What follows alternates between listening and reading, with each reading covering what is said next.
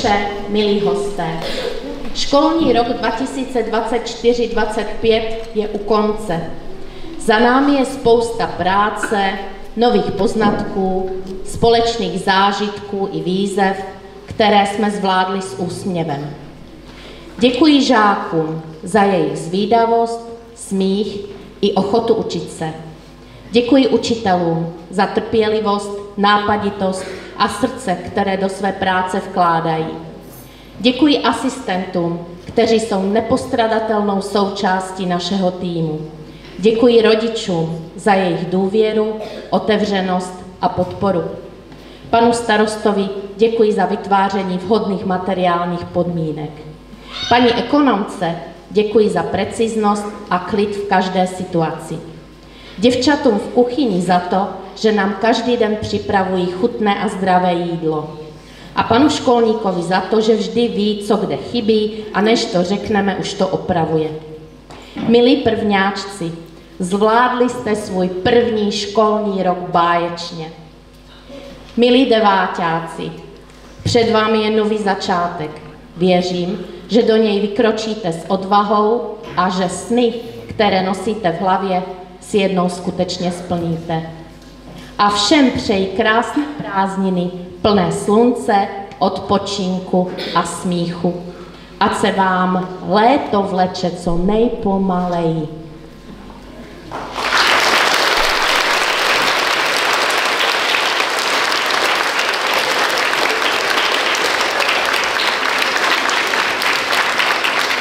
Prosím, pane starostu, o slovo.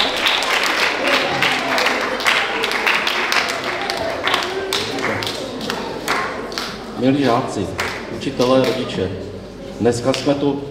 Pardon, já se omlouvám.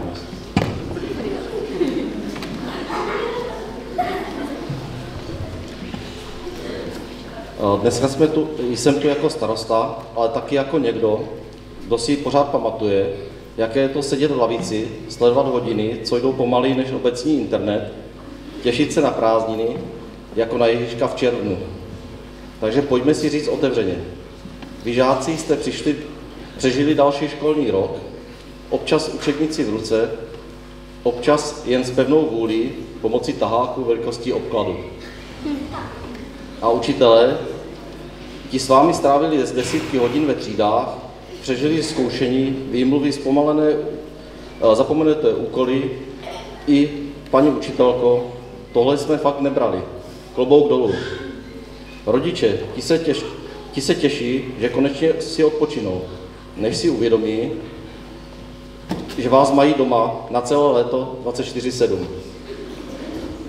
Ale dnes bych chtěl říct pár zvláštních slov těm, kteří se loučí se základkou našim deváťákům.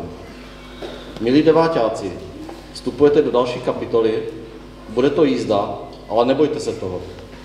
Pamatujte si, že je úplně v pořádku nevědět, čím chcete být, ale je důležité vědět, jakými chcete být lidmi. Buďte slušní, zvídaví a nebojte se jít svou cestou. A když se někdy ztratíte, škola bude pořád tam, kde byla a klidně se v ní znova zastavte. Za celou obec vám přeju hodně štěstí, odvahu do nových začátků a hlavně, ať na tuhle školu vzpomínáte s úsměvem, i když vám občas dala zabrat. A teď už vám zbývá jen jedno. Vypnout budíky, zapnout prázdninový režim a užívejte si léto. Děkuji vám všem a přeji vám krásné prázdniny.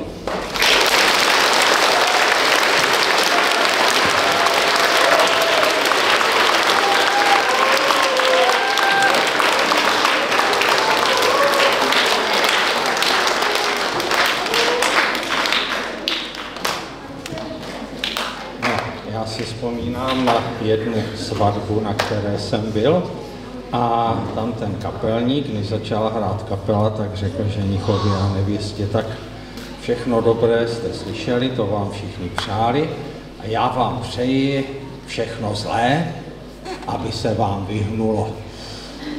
Takže to taky přeju, aby vám všechno zlé se vyhnulo v prázdniny a abyste to prožili dobře, ten odpočinek. A Na závěr jsem si tady připravil na závěr školního roku takovou malou úvahu jednoho žáka na téma škola. Ale není to samozřejmě nikdo z vás, ale možná, že se s ním stotožníte. Pro většinu žáků je škola jen jedna z mnoha povinností, které za den musí vykonat. Je to jakýsi stereotyp, který sice nebaví, ale bohužel, či snad bohu dík, je povinný. Toto přemýšlení mě dovedlo ke dvěma zásadním otázkám. A to, co mi všechno škola za ta léta dala, a naopak, co mi vzala. Jako první si vzpomenu na své kamarády, které jsem díky škole poznal, na spousty zážitků s nimi, ať už o přestávce, či malým rušením při hodinách.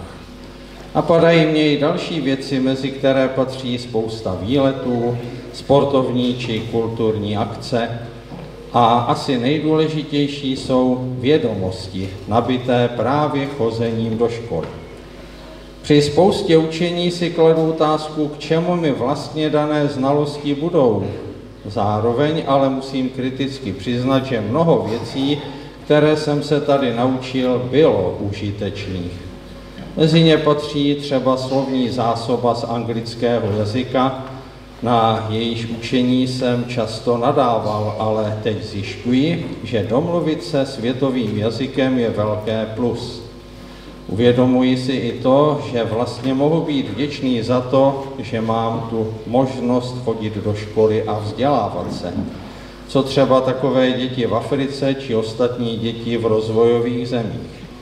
Lidé z těchto oblastí se do školy dostávají jen velmi málo a těžko a také jejich znalosti pak neodpovídají nastaveným standardům. Na druhé straně za veliké mínus považuji čas, který ve škole trávím. Odpolední výuku, kdybych si rád užíval chvíle venku s kamarády či v létě u bazénu. Brzké ranní vstávání sice naučí pravidelnosti, ale komu se chce vstávat před 7 hodinou s představou dlouhého dne sezení v lavici nad učebnicemi a se spoustou zkoušení? A co třeba, když skončí náročný týden učení, chcete si užít volný víkend a ejhle, musíte se znovu učit, protože v pondělí je test z matematiky. A co různé přepadovky po nemoci, když přijdete do školy a pak se nestačíte divit. Nicméně přes všechna plus a mínus jsem došel k závěru, že každá věc má své klady i zápory, se kterými se v životě budeme potýkat i nadále. A musíme se s nimi smířit a přijmout je jako součást našeho budoucího života. Tolik tedy úvaha jednoho žáka a tak, jak vám jsem přál na začátku, abyste si odpočinuli, tak abyste třeba i v prázdniny si občas vzpomněli a popřemýšleli, co vám škola dala, co vám vzala, ale že toho, co vám dává a dobrého, je mnohem víc. Takže hezké prázdniny.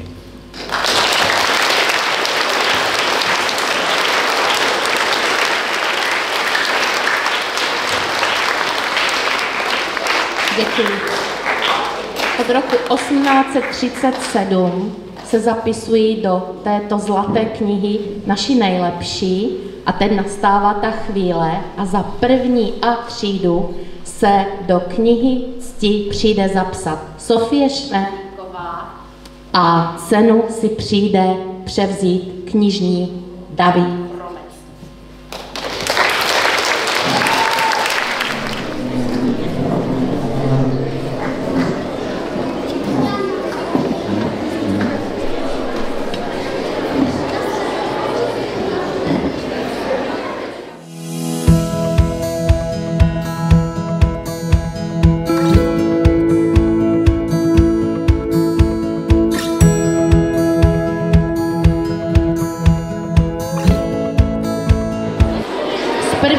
Třídy se do knihy cti zapíše Karolína Vejmolová a knižní odměnu si převezme Štěpán Sekaník.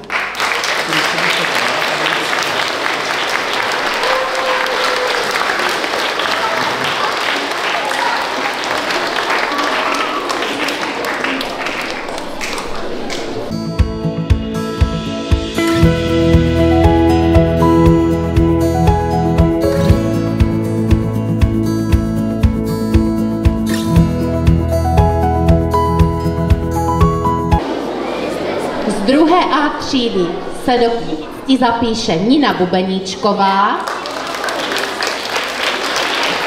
a pro odměnu si přijde Lukáš Fládr.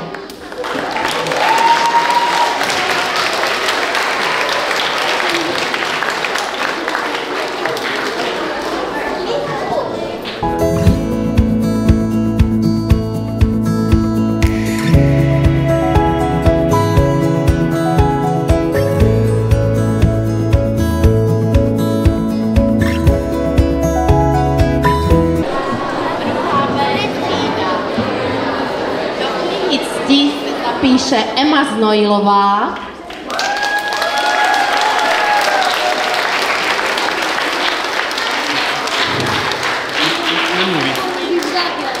Eliška Šetičková. Nemluví.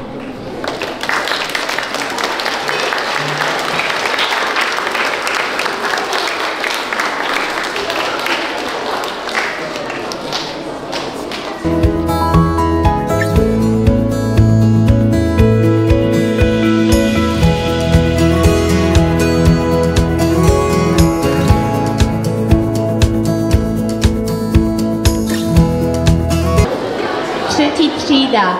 Do knihy cti se zapíše Vojtěch Trhlík a pro knižní odměnu si přijde Viktorie Grulichová.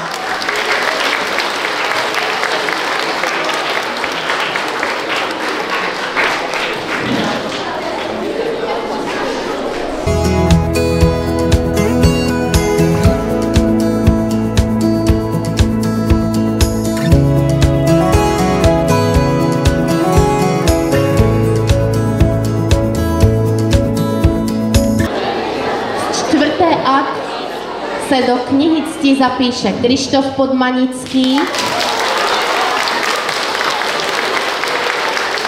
a pro odměnu si přijde Nikola Krčová.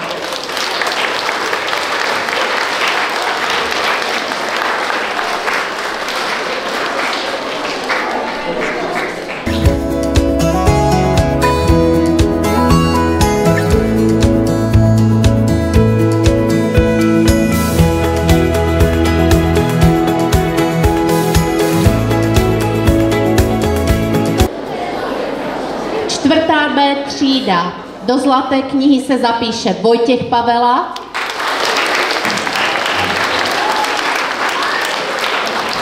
a pro knižní odměnu si přijde Michaela Přikrylová.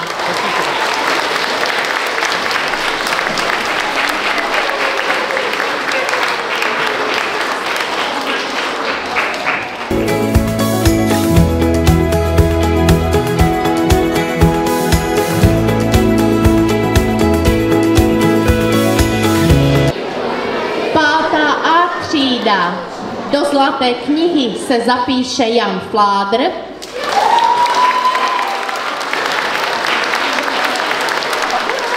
a knižní odměnu dostane Vendula Povlíčková.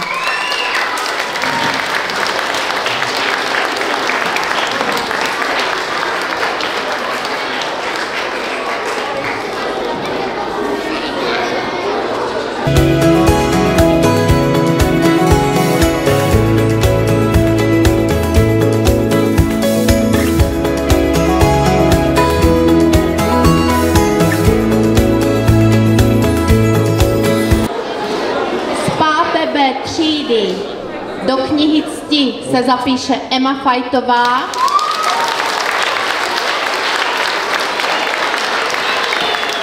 a knižní odměnu dostane Adam Chromec.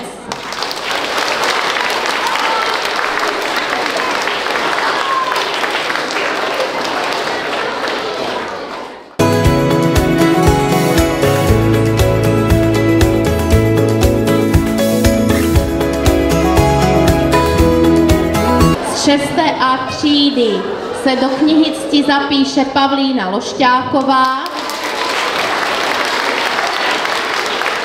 a knižní odměnu dostane Mikuláš Havlen.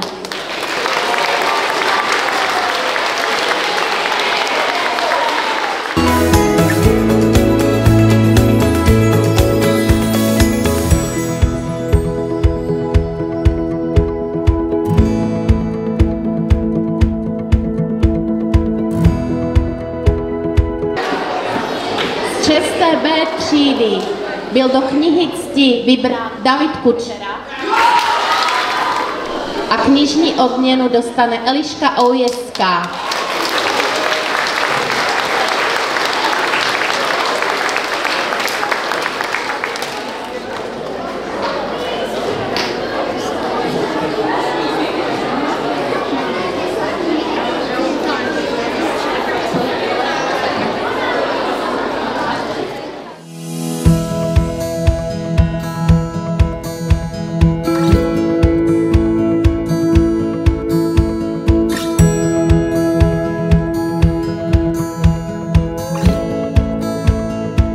Ze 7. třídy se do knihy cti zapíše Tereza Klusáková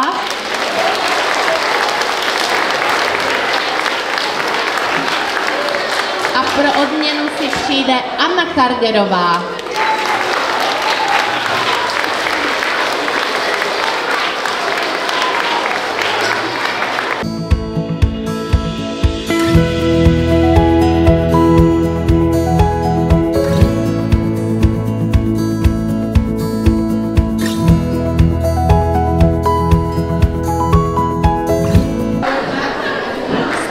A třídy do knihy cti se zapíše Ondřej Růžička.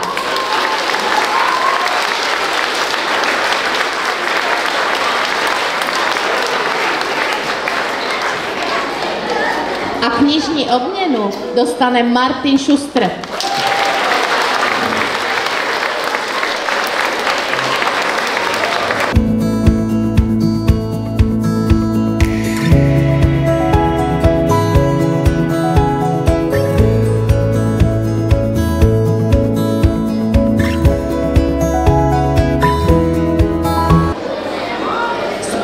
B třídy do knihy cti se zapíše Nela Síbrová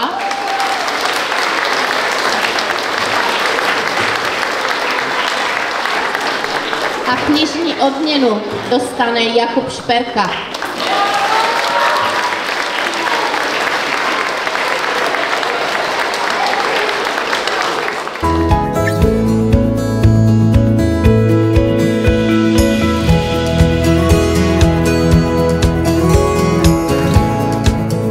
Máme tady 9. třídu a do knihy cti se zapíše Dominik Dvořák.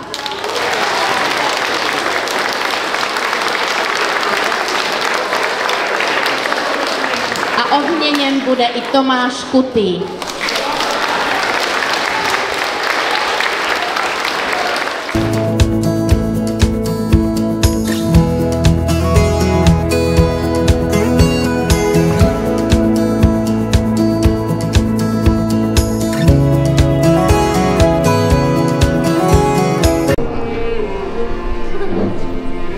Její 15 let. Našla velkou zálibu ve sportu, jako například jezdectví, volejbal, běh a další. Ve zbylém čase ráda cestuje, vaří, věnuje se své kreativní stránce nebo tráví s dětmi. Jako malá chtěla být profesionální sportovkyní, kriminalistkou, malířem či poetkou, ale milionářka by jí taky stačila. Hlavní je, že v září nastupuje na Trevis, veřejnoprávní školu v Prostějově. Patrik Doseděl. Má 15 let a žije na Stražisku. Ve volném čase rád sportuje, baví se s kamarády a pomáhá rodičům. Je chytrý, někteří kamarádi o něm říkají, že je atraktivní a rád se stará o své kolo.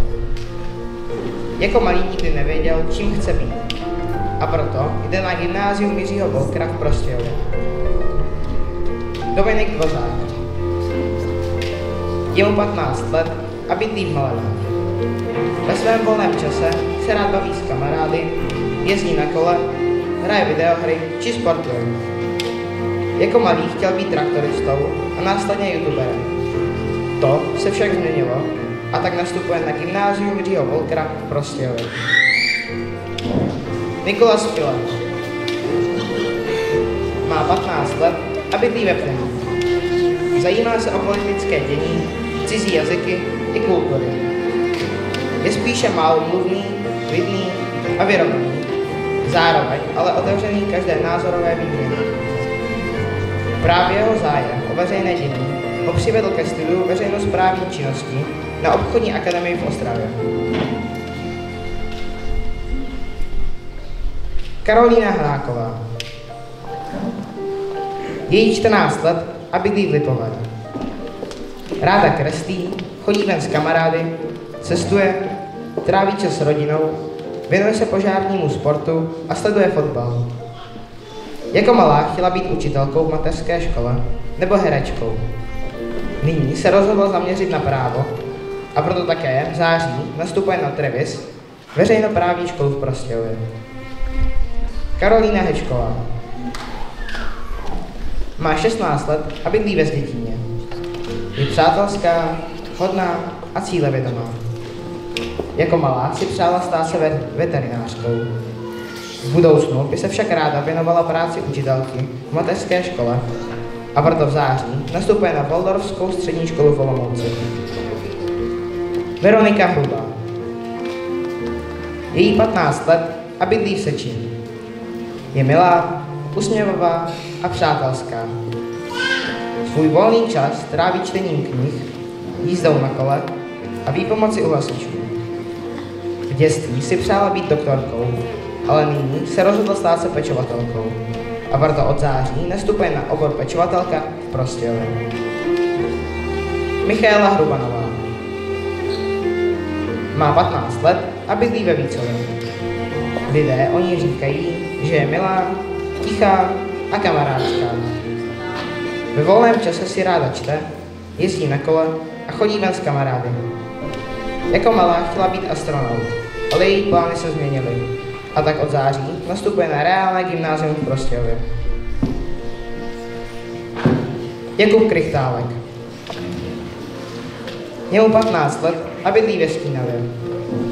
Je kamarádský, milý, usměvavý, pracovitý a někdy také tvrdohlavý. Ve volném čase rád sportuje, rybaří, chodí ven s kamarády a v září nastupuje na střední odbornou školu průmyslovou v Prostějově na obor elektrotechnika. Tomáš Kutý. Má 15 let a bydlí ve Vícově. Ostatní ho popisují jako přátelského a citlivého. Miluje hory a horskou turistiku, věnuje se včelaření a občas hraje videohry. Jako malý chtěl být strojvedoucí. K technice se také vrací, protože v září nastupuje na střední průmyslovou školu elektrotechnickou v Olomouci. Richard Novotný. Je mu 15 let a bydlí ve Ptení. Když má padla, tak tráví čas s kamarády.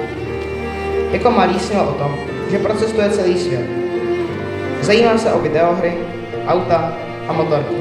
A právě proto v září chystá nastoupit na střední školu automobilní v Prostějově, obor automechanik. Nikola Poštulková. Má 15 let a bydlí v Seči. Když má volnou chvilku, tak ráda vaří, anebo tráví čas se svými přáteli. V dětství jí lákala profese kadeřnice i spisovatelky. Nakonec se rozhodla pro technický směr. Po prázdninách tedy nastupuje na obor informační technologie na střední škole Andreje Citroena v Hoskovicích. Lusa Prchník. Je mu 15 let a bydlí v Lipové. Ve volném čase rád kreslí, jezdí na motorce, cestuje a věnuje se autům. Jako malý snil o tom, že se stane designérem ve Ferrari. Nakonec ho jeho zájmy přivedly ke studiu oboru Autotronik na střední škole v Zábřehu. Emma Procházková. Je jí 15 let a bydlí v Tenském Dvorku. Miluje být se zvířaty a se svými blízkými. Když byla malá, chtěla se stát herečkou nebo zpěvačkou, ale později se u ní objevila vášeň pro zvířata. A to hlavně pro koně. V září proto nastupuje na střední zahradnickou a zemědělskou školu v Olomouci na obor chovatelství se zaměřením na koně. Marek Rampouch. Je mu 16 let a bydlí v Prostějově. Když byl malý, chtěl se stát youtuberem. V volném čase rád hraje počítačové hry a zkoumá vady počítačů.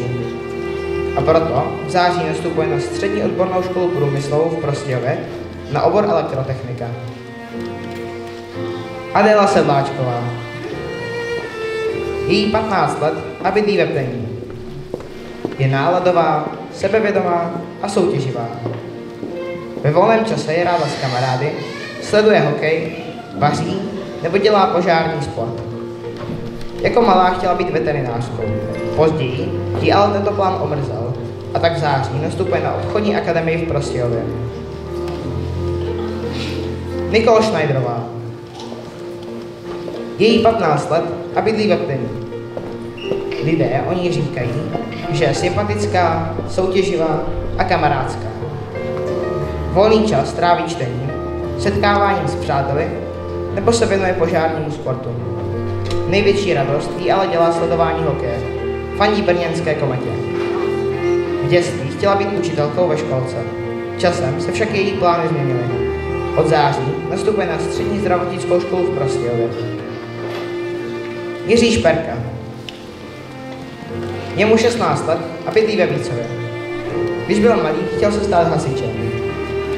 Je pracovitý, cílevědomý, přátelský. Ve svém volném čase se věnuje jízdě na kole a tenisu. V září nastupuje na střední odbornou školu průmyslovou a střední odborné učiliště strojírenské v Prostějově, obor mechanik seřizovač. Vojtěch Truhlář. Je mu 15 let a bydlí ve Vícově. Je cílevědomý, sebevědomý a kamarádský. Ve volném čase rád hraje fotbal a posiluje. Když byl malý, chtěl mít hodně peněz. Chtěl by dělat něco, co ho baví. V září nastupuje na gymnázium Jiřího Volkera. Jaroslav Vála. Má 16 let a bydlí v Lešanech. Když byl malý, chtěl se stát kuchařem. Kamarádi o něm říkají, že je gurmán, zodpovědný, komunikativní, ale dokáže být i tvrdohlavý. Ve volném čase rád vaří, hraje do videohry a zkoumá elektroniku. V září nastupuje na střední odbornou školu průmyslovou v Prostějově, obor elektrotechnika. Nikola Zajíčková. Je jí 15 let a bydlí v Prostějově. Lidé o ní říkají, že je milá, laskavá a kamarádská. Ve volném čase se stará o svého koně a ráda chodí s kamarády ven. Také moc ráda sleduje hokej. Jako malá chtěla být učitelkou ve školce, ale její cesta se nakonec změnila a proto pokračuje na střední zemědělskou školu v Olomouci, obor agropodnikání. Jakub Zapletal. Má 15 let a bydlí v Kostelci na Hané. Ve svém volném čase se rád baví s kamarády, jezdí na kole a věnuje se hasičskému sportu. O tom, že se stane hasičem, snil už od dětství. Nakonec se ale rozhodl pro studium na střední škole strojírenské v Lutíně. Pavla Záruková. Je jí 15 let a bydlí v Lipové. Lidé si o ní myslí, že je soutěživá, cílevědomá a má smysl pro humor. Ve volném čase je ráda s rodinou či přáteli. Ráda trénuje, jezdí na kole, peče, ale nejraději dělá požární sport a sleduje Formuli 1 nebo extraligu v požárním útoku. Jako malá se chtěla stát učitelkou ve školce nebo hasičkou. Její cesta však vede na střední zdravotnickou školu v Prostějově.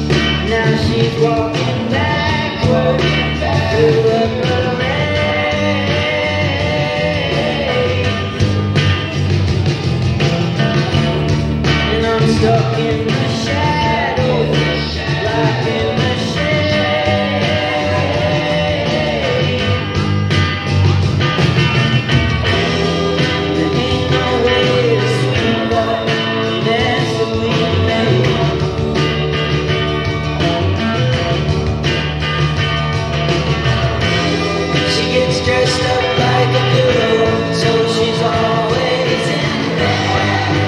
Flowers for the sick and good. She's on the go, way too fast and way too slow. She'll turn to stone and ask me goes into the rose. And when the fall rises, somebody sighs, it's not in disguise anymore.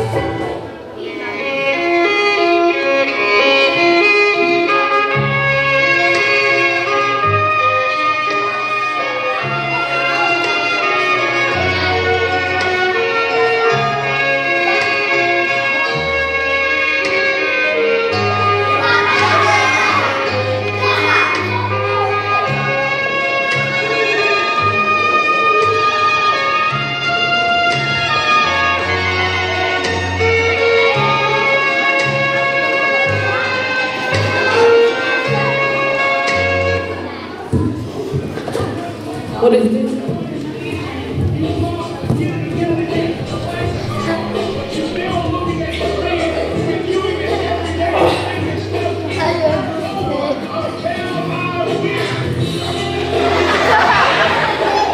Hey, yo, bro, what the...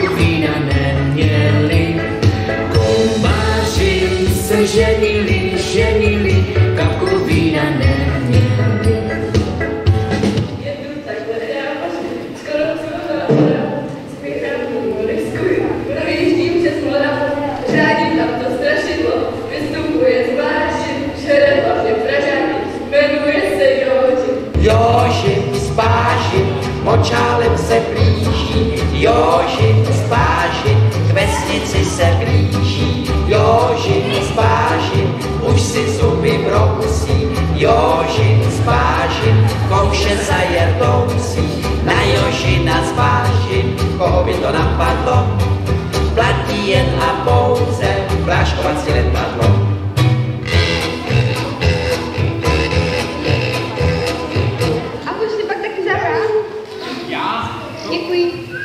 Oni teďka hekají, ale...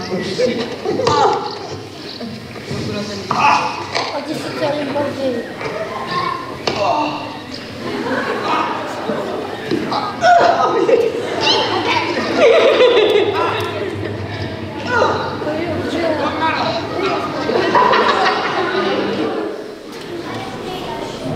Milá paní ředitelko, paní zástupkyně, učitelé, asistentky, kuchařky, paní ekonomko, pane školníku a všichni ostatní, kteří tvoříte naši školu, nastal čas rozloučit se. Ani se nám nechce věřit, že to tak rychle uteklo.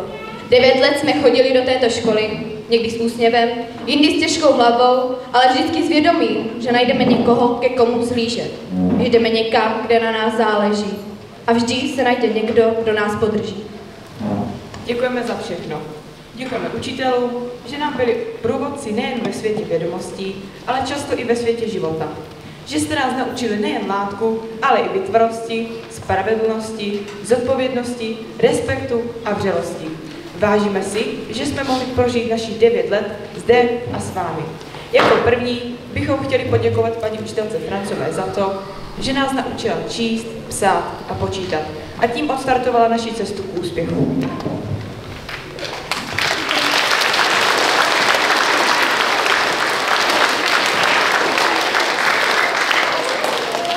Velké díky patří dále paní učitelce Evičce Třískové, která s námi strávila celých 6 let. Stála při nás v dobrých i těžších chvílích a vždy se snažila každému pomoci. Moc si toho vážíme. Markétka Sekaninová, žena, která byla vždy ochotná zjistit odpovědi na naše všechny otázky. Podpořila nás při přípravě na přijímačky a posunula nás o krok blíž k našim vysněným školám.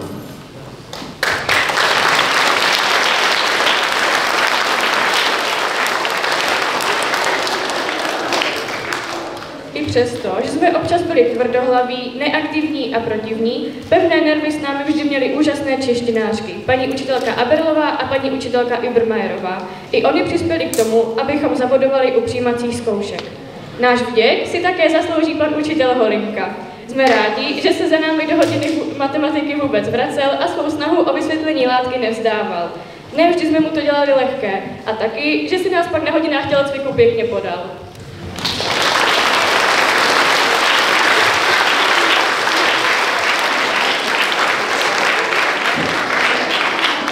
Děkujeme angličtinářům Olimu a Kubovi za to, že s námi přečetli všechna thank you, you are, my name is a další jazykové perličky. Jsme rádi, že nás naučili víc, než jen říct hello. Díky nim se snad v zahraničí nestratíme. A když jo, aspoň to zvládneme říct anglicky. Za výuku německého jazyka, přičemž většinu z nás bavilo jen nadávat, děčíme paní učitelce Steineler. Naučila nás nejen slovíčka, ale i to, jak se zachovat nervy, což bylo mnohdy důležitější.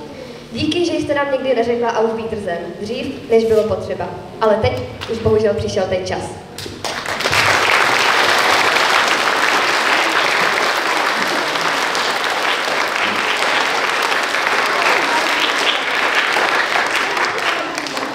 Renátka Navrátilová, naše guru pracovních činností, která proměnila každou hodinu tak trochu konzultaci života. A občas i v hodinu výslechu, když jsme si na něco potřebovali postěžovat.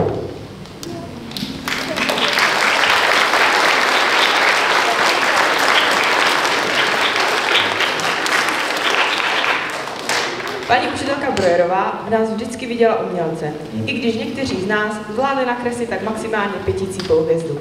A ještě špatně. Občas musela držet pevnější ruku a někdy i štětet za nás. Protože ne každý byl zrovna rozený Picasso. Ale i tak jsme díky ní zvládli vytvořit věci, na které se dá skoro i koukat.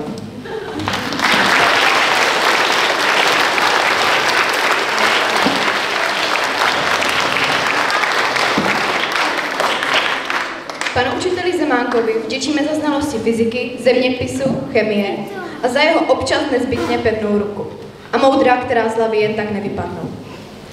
Jednou z největších poděkování patří naší paní asistence Karolínce Chudé, která pro nás byla vždy blízkým přítelem s pomocnou rukou a i když to s námi neměla vůbec jednoduché, vždy zůstala být naší oporou a andělem s nervy z oceli.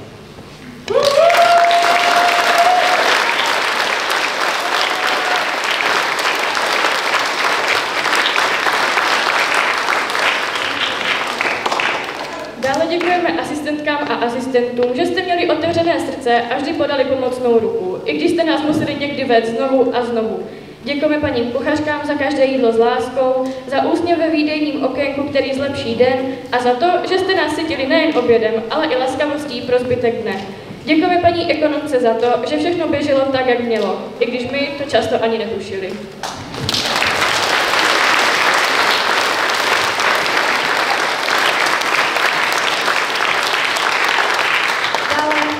Paní zástupkyni za energii a vřelost, kterou jste vkládala do organizace školy i do nás samotných.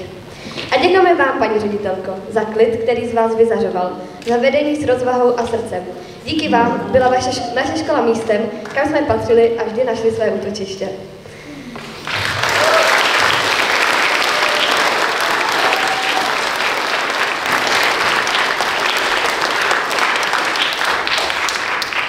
škola nebyla jen budova, bylo to naše druhá rodina. Úžasný kolektiv a místo, kde jsme vyrostli a rozvíjeli sami sebe. Z dětí v mladé lidi. Dala nám snad nejlepší start, co mohla. A to si až do konce života poneseme sebou. Loučíme se, ale s vděčností v srdci. Vzpomínky si poneseme sebou. Děkujeme, že jste tu pro nás byli. S láskou vaše 9. třída.